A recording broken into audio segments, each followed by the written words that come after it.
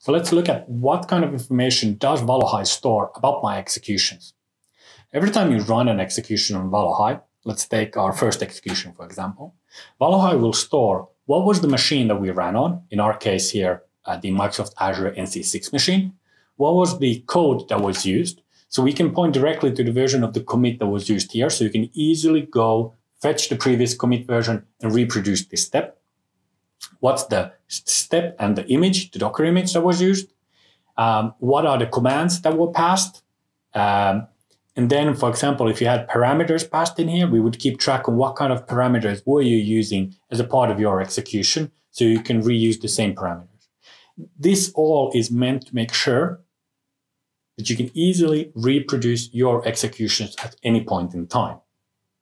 So to reproduce this execution, for example, I can go over here and click copy, get all the information. It's using the write commit version, write commands, everything. And then it's running through that code and we can run, see it happening. As this was our first execution that we ran, remember this has no outputs, has no metadata, nothing, so we won't be seeing those, but we see the same execution being ran and completed. This is great because you can at any point in time go and say, hey, this is something I want to look at again. How was this created? What was used here in the background? As we go into adding data sources, adding parameters, all of that will also be tracked by Valohai.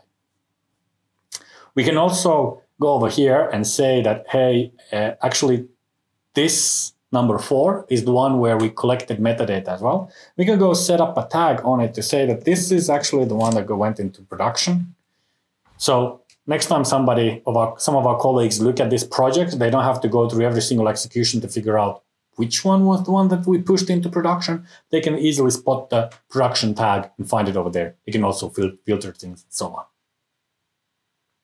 So what about the data files that we have over here? So under the data tab,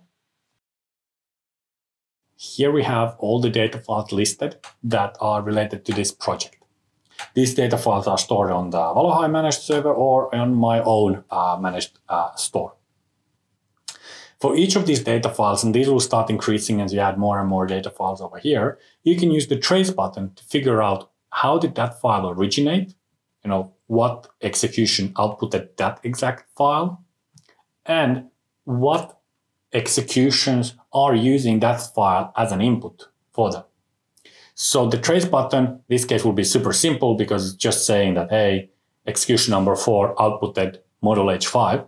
But you'll see then if model H5 was used to predict some number, you will see a line over here coming is saying that, hey, model H5 was used as part of this deployment, and this deployment is used here, and it's using these and these kinds of data sources. So the trace button allows you to easily go and figure out what kind of dependencies are around this file, where it's being used. In the next video, we're going to look at how to use inputs. So far, we've been outputting files. Now we're going to see how do we take a custom data set that sits on our S3 bucket in our S3 store. How do we bring it into Valohai and use it to train our model?